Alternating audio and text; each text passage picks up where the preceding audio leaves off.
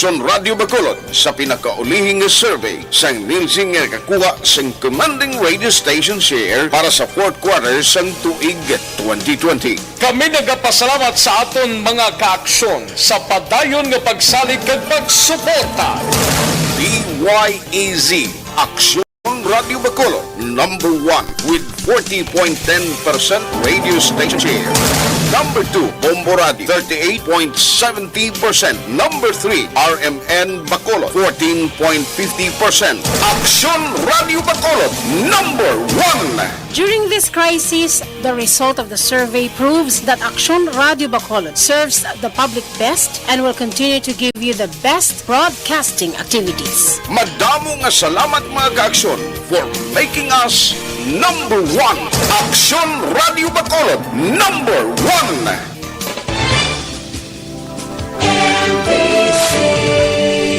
Manila Broadcasting Company. Sa balita, komentaryo, isyu, serbisyo publiko. Aksyon Radio! Sa Bacolod, Aksyon Radio! Aksyon Radio! Aksyon Radio Philippine Standard Time, alas 6:10. Ang oras ginadulong sa inyo sang Sked Marketing. Tangkimo sang Panyawan Plus.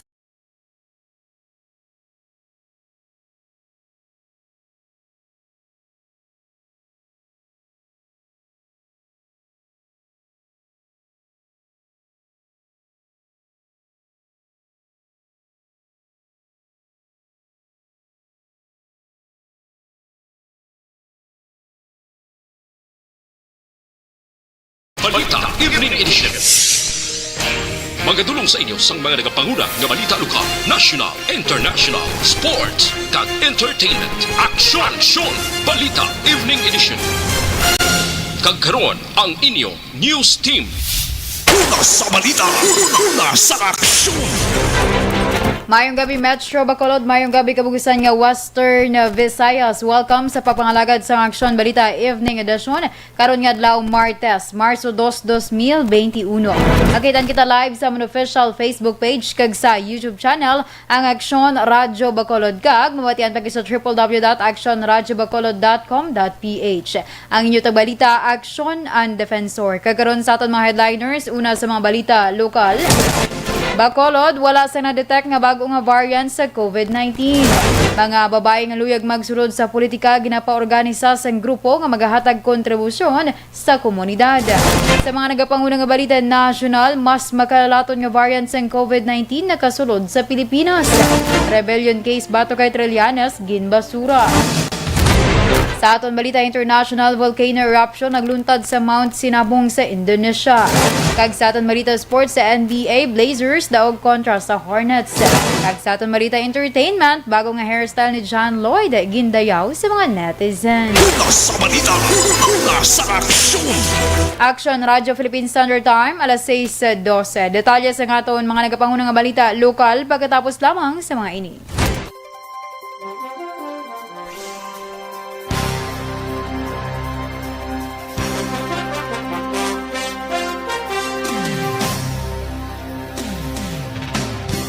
Bakit kailangang magpabakuna? Bakit nga ba vaccination? Ang pandemyang ito ay kumuha ng maraming buhay at patuloy pa nitong nilalagay sa peligro ang buhay ng nakakarami. Pinahina din nito ang ating ekonomiya at maraming Pilipino ang nawalan ng trabaho dahil dito. Sa pagkatuklas ng bakuna laban sa COVID-19, nagkaroon tayo ng oportunidad na malabanan ang pandemyang ito. Sa tulong ng mga bakuna, ay may iwasan natin ang sintomas ng impeksyon at posibleng maiwasan din ang malalang impeksyon at matigilan ang pagkalat nito. Gayunpaman, gaya ng iba pang mga bakunang ginagamit sa nagdaang dekada, ang abilidad nitong protektahan ang ating komunidad ay tataas lamang kung hindi bababa sa 70% ng ating populasyon ay bakunado. Halimbawa, kung ang iyong barangay ay mayroong 100,000 katao, hindi dapat bumaba sa 70,000 ang dapat mabakunahan upang matiyak na proteksyon ang buong komunidad. Kaya ating tandaan, Ang pagbabakuna ay hindi lamang para sa iyo o sa iyong pamilya. Ito ay para din sa iyong barangay, lungsod at probinsya. Tara, sa Vida Vaccination! Aling mga bakuna ang gagamitin sa Pilipinas? Sa ngayon, may limitadong supply ng bakuna sa buong mundo. Sa katunayan, halos 80% ng stock sa buong mundo ay nabili na ng mga mayayamang bansa. Dahil dito, walang iisang kumpanya ang maaaring mag-supply ng 110 million na bakuna sa Pilipinas, kaya naman nakikipag-usap ang ating gobyerno sa 7 manufacturers.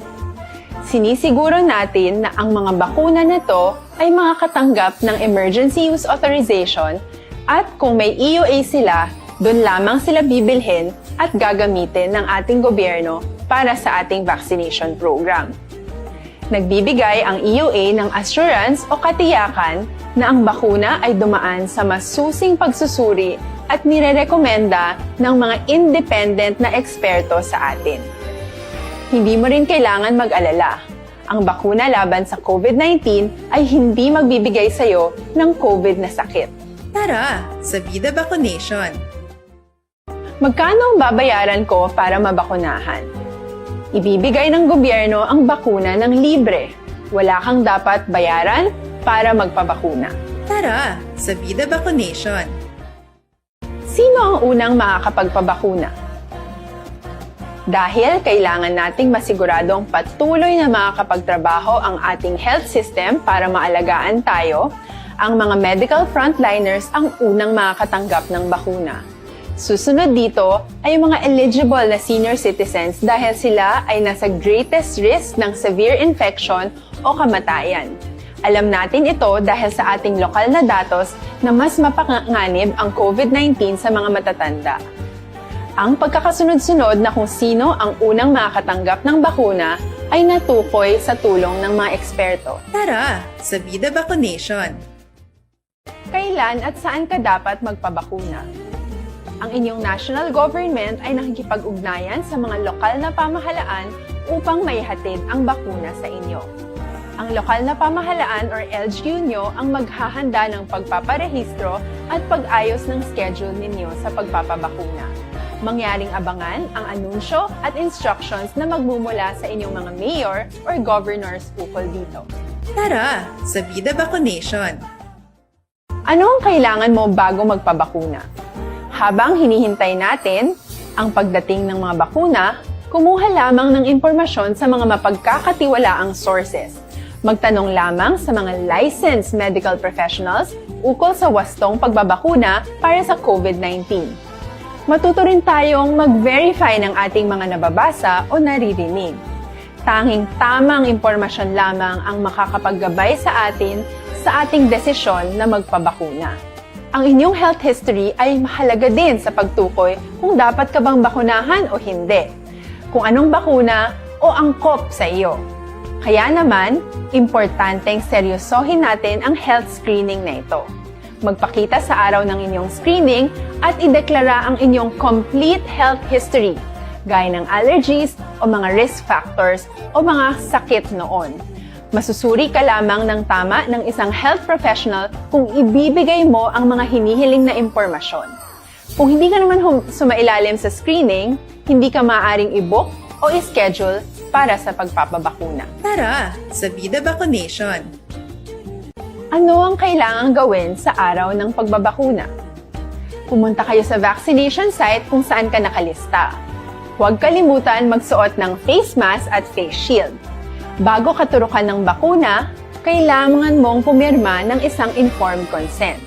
Sa pagpirma ng dokumentong ito, ay pinapatunayan mo na voluntaryo kang magpapabakuna at alam mo ang mga benepisyo at posibleng side effects nito. Huwag din kalimutan Kagaron sa detanas sa ngaton mga nagapanguna nga balita lokal. Wala sang may na-detect nga kaso sa mga bagong variants ng COVID-19 sa syudad sa Bacolod. Sa kay Bacolod Emergency Operations Center kon EOC Executive Director kag City Administrator M. Ang, dako ang nabulig sa mandatory negative RT-PCR test sa mga biyahero kag yun pa nga nagapaulig sa syudad agud masiguro nga hindi makasulod ang UK, Brazilian kag South African variants ng COVID-19 sa Bacolod. Dugang paniang padayon ng pagbantay sang EOC sa mutation sang virus sa syudad. Agud nga hindi magsaka ang numero sa mga kumpirmado nga kaso sa balatian. Bangod nga nagadamo ang variants ng COVID-19 strain, ginapahanumdum sa publiko nga sundon sa gihapon ang COVID-19 health protocols agud maproteksyonan ang kaugalingon.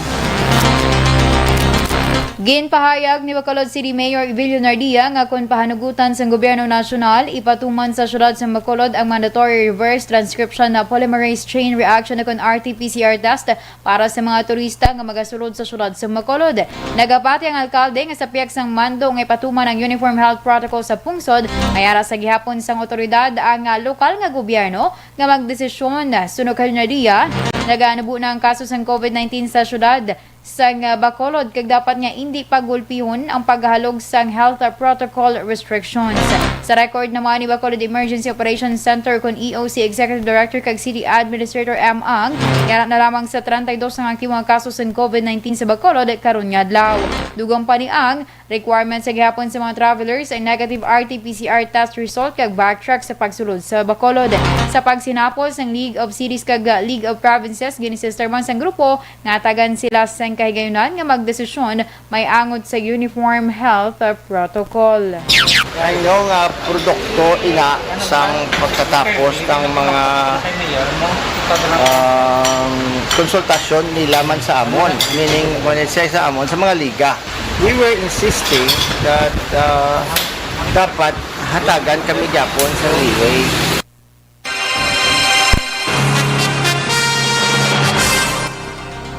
Ang kabahin sa pagpahayag ni Bacolod City Mayor Evilio Leonardia. Nagalaom si Bacolod City Mayor Evilio Leonardia nga hindi na maglabot pa sa puntong ipatuman ng no vaccine, no work policy sa syudad sa Bacolod kasunod sang manubo nga acceptance rating sa publiko sa bakuna. Nagapati ang alkalde nga antes pa magabot ang bakuna, mahimo magdamo na ang voluntaryo nga magpabakuna batok sa virus. Sunog kay Nadia, kung makakita ang publiko sa maayong epekto sa COVID-19 vaccine, madaw man ang magaresyon nga magpabakuna. Sa subong nakita sa alkalde nga madamo nga pumuluyo ang ginapatalang sang sila nga mga impormasyon, rason kun nga mas ginpabakod pa sa Bacolod Emergency Operations Center kun EOC ang Information and Education Campaign. Hinako sa alkalde nga manubo ang acceptance rating sang publiko kung basihan ang informal survey nga ginpatigayon sa mga kabarangayan sa syudad sang Bacolod. Nakahatag na sa inisyal nga bayad ang lokal nga gobyerno sa Bacolod sa AstraZeneca Pharmaceuticals Philippines o Pharmaceuticals Incorporated para sa pagbakal sa bakuna kontra COVID-19. Sunog kay Bacolod City Mayor Evilio Nadia, nagbayad sang mas temprano ang syudad agud masiguro nga makabaton sang COVID-19 vaccine sa ikatatlo nga quarter sang tuig. Ang Bacolod naghatag sang mas sobra 31 milyones pesos bilang initial payment sa pagbaklon nga 650,000 ka doses sa bakuna. Nagalaw mga alkalde nga sa siningabulan sang Marso kag Abril, ma-estimate na sang AstraZeneca ang production volume sang bakuna agud may waluan kung saan i-deliver kag pila ang mabaton sang Bacolod sa unang shipment. Ginpasalig sang alkalde nga may kasarang ang syudad kung pagbakal sang bakuna kontra COVID-19 ang paghahambalan. We were not the only city nga nag-advance payment. I believe tanan kay kung hindi ka mag-advance payment, then madula ng inyo contract that would have ended the contract. Ang kawain sa pagpahayag ni Bacolod City Mayor Evilio Leonardia. Sa katapusan nga, o sa dugang pangabalita lokal, ginpanugyan ni Commission on Election COMELEC Commissioner Juan Guanzon sa mga kababayenhan nga luyag magsulod sa politika nga mag-organisa sa isa ka grupo kang maghatag sang kontribusyon sa komunidad. Niyang ginpahayag ni Guanzon sa Provincial Women's Day celebration sa social hall sang Kapitolyo Provincial kay Nasang Aga. Ginpanawagan man ni Guanzon sa Kongreso nga ipasar bilang kasubuan ang nagapending nga hagna nga nagahatag sang pondo sa mga political parties nga ginabugusan sang dako nga porsyento sa mga kababayenhan. Dugang panigwanson ini nga kasuguan ang napatuman na sa iban nga pungsod kag hindi mabudlay nga ini ang pwede man nga ipatuman sa Pilipinas. Si Guanzon ang nagserve bilang keynote speaker on women leadership sa Provincial Women's Day celebration nga may tema nga We Make Change Work for Women. Sa katapusan nga balita lokal, pamatuod nga madamo sa mga Pinay ang may kasarang sa pagpapili sa kada eleksyon sa Pilipinas. Ini ang reaksyon ni Commission on Elections Concomitant Commissioner Rowena Guanzon sa posible pag-inkwentrohanay nanday Davao City Mayor Sara Duterte kag Vice President Leni Robredo sa pagka-presidente sa 2022 nga eleksyon. Suno kay Guanzon, yara dapat ang mga kababainhan sa tanan nga decision making, ilabi na sa patagsang politika kag panggobyerno sa pungsod. Nagapati man si Guanzon nga may kapasidad ang mga kababainhan sa pagreforma o kung pagdihon sa mga kasuguan. Ginpaboran ni Guanzon ang memorable quotes sa US Supreme Court Justice nga si Ruth Bader Ganburg nga nagasiling nga women belong in all places where decisions are being made. Si Guanzon ang isa man ka women rights lawyer kag female leader nga nagapayagbato agud mapasiguro ang equality sa mga kababainhan. Well, it just goes to show that there are many women here, Filipinas, who are capable of running. Because tama si Ruth Bader Ginsburg, Justice Ginsburg. Women must be there in all places of decision making. Ang kabahin sa pagbahayag ni Comelec Commissioner Rowena Guanzon. Una sa balita, una sa aksyon.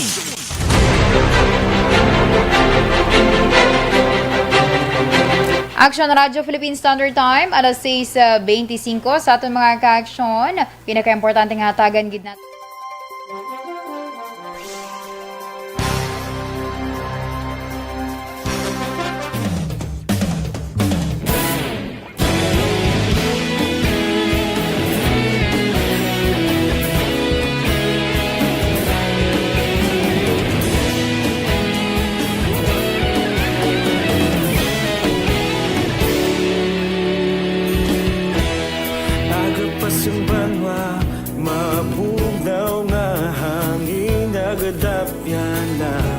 Ikaw nang ginapamatian namon ginasandigan. Tingog sang probinsya kamatuuran ginapalap na. Minsay nga may dala paglaom kag kasanat. Tinuig na nagligan, ikaw gihapon ang ako nga estasyon. Sa pagbudlak sang adlaw, sa pagtuhaw sang biton. Mga balita nga dala inspirasyon. Aksyon radyo, bakolod man sa gihapon. Padayon aksyon radyo, bakolod sa luto sa imo. Padayon aksyon radyo, salamat isa pa serbisyo. Patas kag balanse, matuod na mensahe, wala sang hinadang pilihan. Padayon aksyon radyo.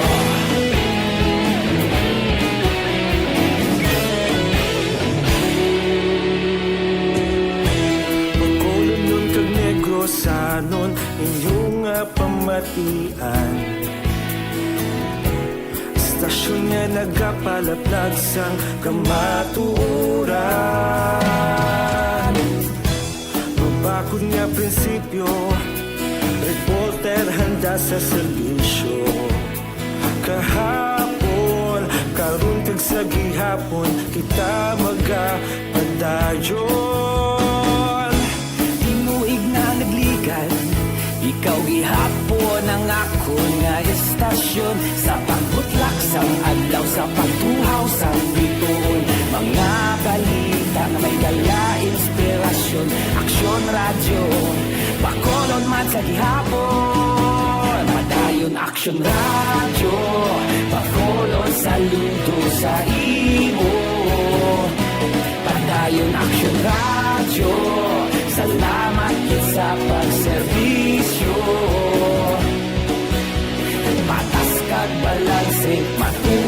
mensahe, wala sa ginadampigan.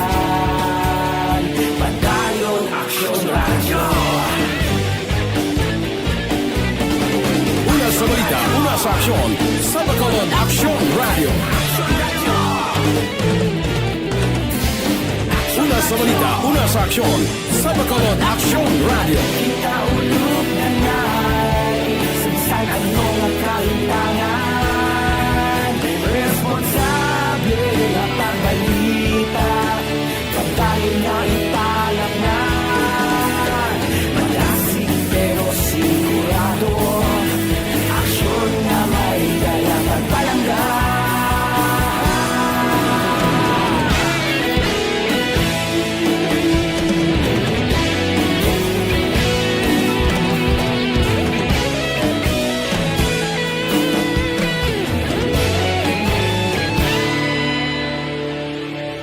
Padayon Aksyon Radyo, Bacolod saludo sa imo. Padayon Aksyon Radyo, salamat gid sa pagserbisyo. Padayon Aksyon Radyo, Bacolod saludo sa imo. Padayon Aksyon Radyo, salamat gid sa pagserbisyo. Patas kag balanse, matuod ng mensahe, wala sang ginadampigan. Padayon Aksyon Radyo.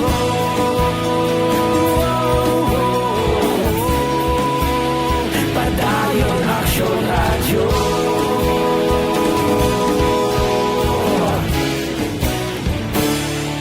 Padayon Aksyon Radyo.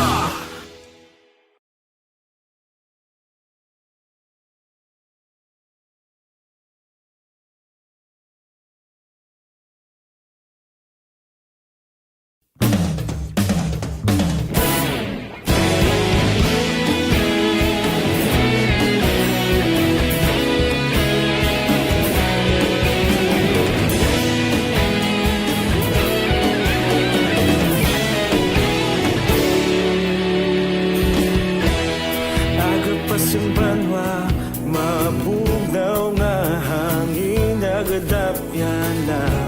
Ikaw na ginapamatian namon ginasandigan. Tingog sang probinsya, kamatuuran ginapalap na.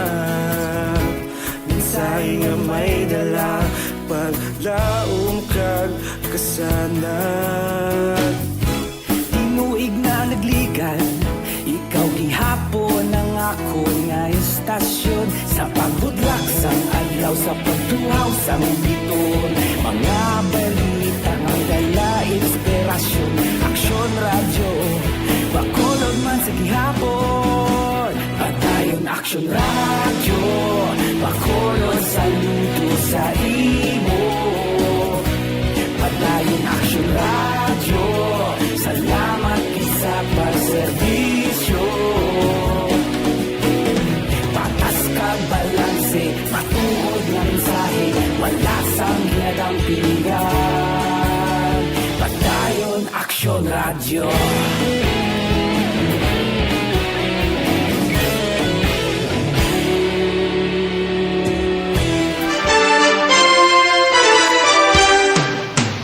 Action Radio Philippine Standard Time, alas 6:32 kakaron sa ditana sa ngaton mga nagapangunang nga balita national. Nakalambot na sa Pilipinas ang mas makalalaton nga COVID-19 variant nga una na detect sa South Africa.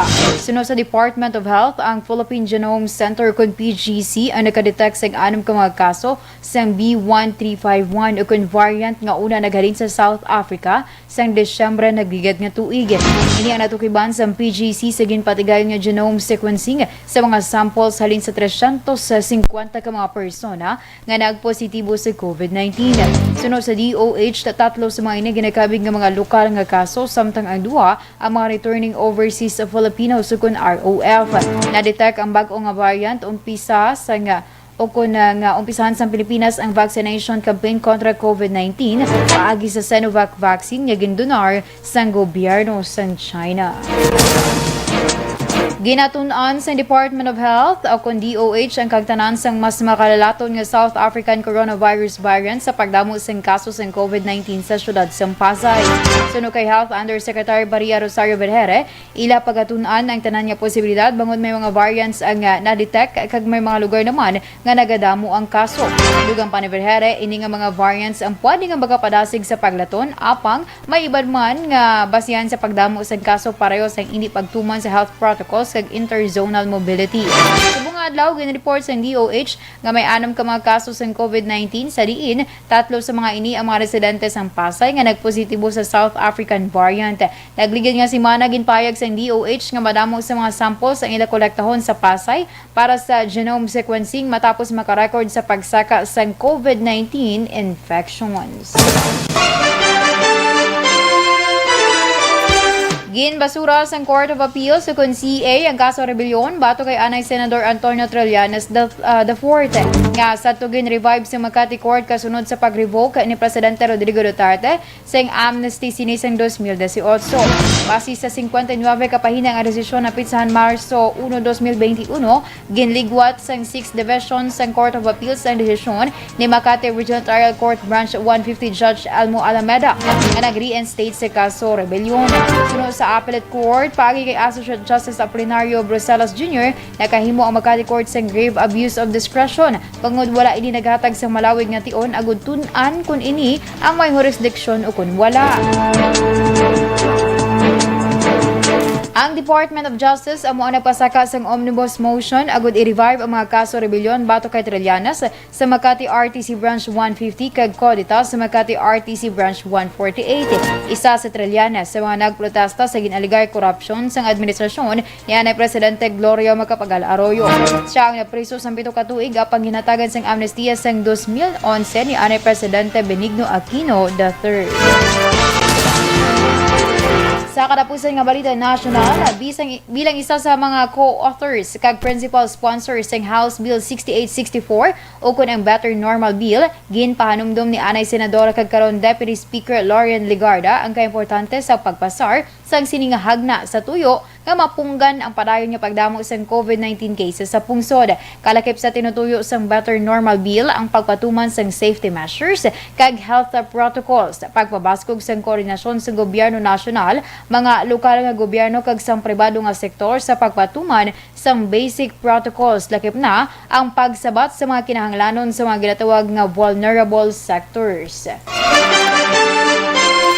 Lalakip man sa hagna ang pagpahamtang sa nagakaigo nga digital infrastructure nga kinahanglanon hindi lang sa mga kolehiyo kag mga eskwelahan para sa online learning kundi pati na ang mga MSMEs nga kinahanglan maggamit sang online platform para sa ila padayon nga pagnegosyo.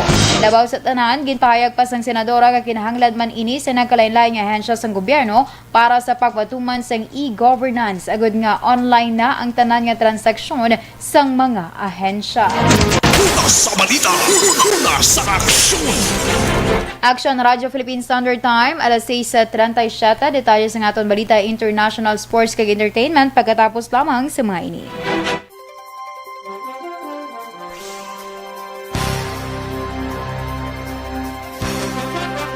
Tinatawag nilang new normal ang mga aksyong nakasentro sa pagpapahalaga sa kalusugan.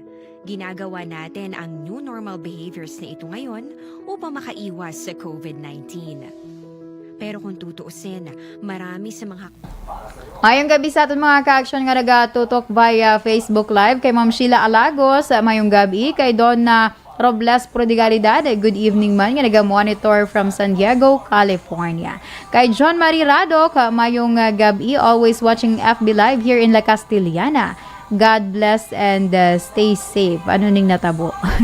Okay, kay Ma'am Elizabeth Malaka Gamala, good evening man. Kay Val Bukatan, good evening Action Radio. Monitor from San Juan City. Sige. Kay Ma'am Yvonne Borchar, good evening Ma'am Yvonne. Mayong hapon, mayong gabi lang dala sa imo Ma'am. Kay Eleanor Guro, good evening. Kay Ma'am Christine Minyas Villalobos, good evening. Nag-monitor naman dira iya sa may Barangay Pandanon, Banuas ang Don Salvador Benedicto. Kay Pelton Lipura, good evening Action and monitor lang kami diri sa Pasay City. God bless Action Radio. Kay Sir Alex Montesa, approve sir. Ginagawa greet niya lang dayon si Guillermo Clarito. Naga-monitor ko no. Sige, salamat. Kay Ma'am Eda Salcedo, good evening. Zia Mars, watching from Kuwait. God bless. Salamat. Okay. Sa kay Action Bia Jonathan, pare. Ano kamusta tong imo nga motor? Goods na da. Mayong gabi lang dira si mo. Kag syempre sa imo dira nga asawa kay Ma'am Mary Joy of Fuentebella. Kag sa akon nga ihado nga dungol. Okay, kay Ma'am Rosalio de los Reyes, watching live Kilantang Hukson na Aldamar Roldan, Nel Leo kag Samsam.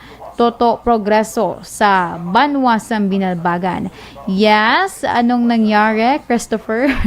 Sa kay Melchor Baroca Rombines, mayong gabi madra. Kag salamat gid sa inyo nga pag-monitor. Sa mga members ng Energy Fans Club, good evening dira sa inyo. Sa ila dira nga President kay Dennis Tibor Roma dira sa Banwasang San Enrique, sa may ilaman Vice President kay Regentan Villalon sa Banwasang Manapla, kay Anthony John Sevilla Ceblano nga naga-monitor mandira naman niya sa Banwasang Kawayan. Thank you so much gid. Ma'am Vanessa Mayo, kay Sir Michael Season, kay nalawag ko na si Miss Atia Kim Eriman sa Banwasang Morsha, sa kay Ma'am Lisa Joy Ilon Amoroso, kay sino pa ba? Sige, salamat kit sa inyo nga pag-monitor kag always man nga pagtutok sa tanan nga program sang Aksyon Radio Bacolod. Halong and God bless kita tanan.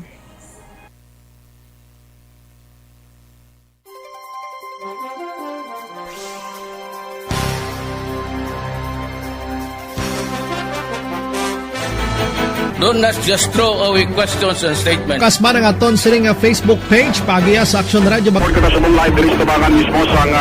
Ladies and gentlemen, this is Action Radio Bacolod. Action Radio Bacolod number 1. Nagpanguna ang Action Radio Bacolod sa pinakaulihing survey sang Nielsen nga kakuha sang commanding radio station share para sa fourth quarter sang tuig 2020. Kami nagapasalamat sa aton mga kaaksyon sa padayon nga pagsalig kag pagsuporta. DYEZ Action Radio Bacolod number 1 with 40.10% radio station share. Number 2, Bombo Radio, 38.70%. Number 3, RMN Bacolod, 14.50%. Action Radio Bacolod, number 1. During this crisis, the result of the survey proves that Action Radio Bacolod serves the public best and will continue to give you the best broadcasting activities. Madamo nga salamat mga kaaksyon for making us number 1. Action Radio Bacolod number 1. Don't not just throw away questions and statements. Kasma ng aton siring Facebook page pagiya sa Action Radio Bacolod. Ladies and gentlemen, this is Action Radio Bacolod. Action Radio Bacolod number 1. Nagpanguna ang Action Radio Bacolod sa pinakaulihing survey sang Nielsen nga kakuha sang commanding radio station share para sa fourth quarter sang tuig 2020. Kami nagapasalamat sa aton mga kaaksyon sa padayon nga pagsalig kag pagsuporta. DYEZ Action Radio Bacolod number 1 with 40.10% radio station share. Number 2, Bombo Radio, 38.70%. Number 3, RMN Bacolod, 14.50%. Action Radio Bacolod, number 1. During this crisis, the result of the survey proves that Action Radio Bacolod serves the public best and will continue to give you the best broadcasting activities. Madamo nga salamat mga kaaksyon for making us number 1. Action Radio Bacolod number 1. Kag sa detalye sa ngaton balita international, nagbugas sang tubtub 5 ka kilometro nga takataason sang abo ang bulkan nga Mount Sinabung sa North Sumatra Province sa Indonesia subong adlaw. Kag ginakabig bilang pinakadako nga paglupok umpisa Agosto nagligid nga tuig. Suno sa Indonesia's Volcanology and Geological Hazard Mitigation Center, wala man sang ginreport nga nasamaran o kunapatay apang ginapanawagan sa mga residente nga magtinera sa lugar nga may distansya nga 3 ka kilometro halin sa crater sang bulkan. Madamo sa mga video sa social media ang nagapakita sa pagpanik sa mga residente sa maglupok ang bulkan. Nagligad nga tuig sang mag-umpisa ang pag-alboroto sang bulkan kay ginpaydalo mga alerto sa second highest level. Ang Indonesia ang may kapin 130 ka mga aktibo nga bulkan, mas madamo ikumparar sa iban nga pungsod. Ang Sinabung nga nag-inactive sa sulod sang pila ka century ay naglupok man sang 2010. Kag sa aton balita sports, nakarecord sa 29 ka puntos. 6 ka mga 3-pointers kag 5 ka steal si Carmelo Anthony. Agon maligwat ang record sa score nga 123-111 nga kadadagan batok sa Charlotte Hornets. Nagdugang naman si Damian Lillard sa 6 ka 3-pointers, 23 ka puntos kag 10 ka mga assist, samtang 21 puntos kag 10 naman ka rebounds ang gindugag ni Robert Covington. Samay naman isang Hornets, nanguna naman si LaMelo Ball nga naka-record sang 30 ka puntos, 8 ka assist, 6 ka rebounds, kag 4 ka steals.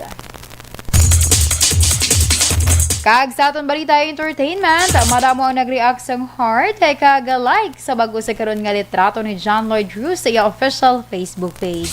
Ini matapos nga nagpagunting ng aktor kag nag-goodbye na sa iya malaba nga buhok. Sunod sa mga netizens, mas nagbata ang look sa karon ni John Lloyd sa bag-o niya nga hairstyle.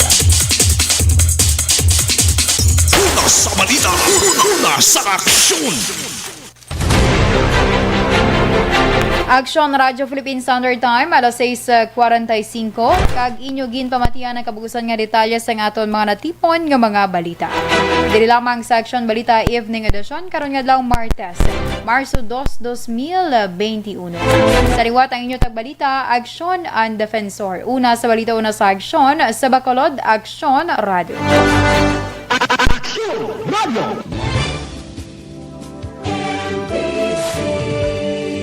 Manila Broadcasting Company. Sa balita, komentaryo, issue, serbisyo publiko. Aksyon Radio. Sa Bacolod, Aksyon Radio. Aksyon Radio.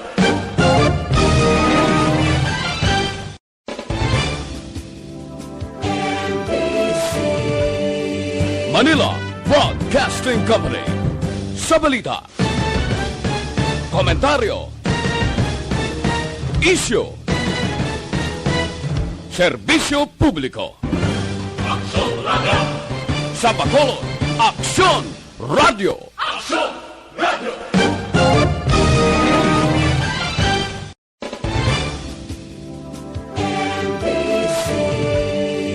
Manila Broadcasting Company. Sa balita, komentaryo, issue, serbisyo publiko. Aksyon Radio. Sa Bacolod, Aksyon Radio. Aksyon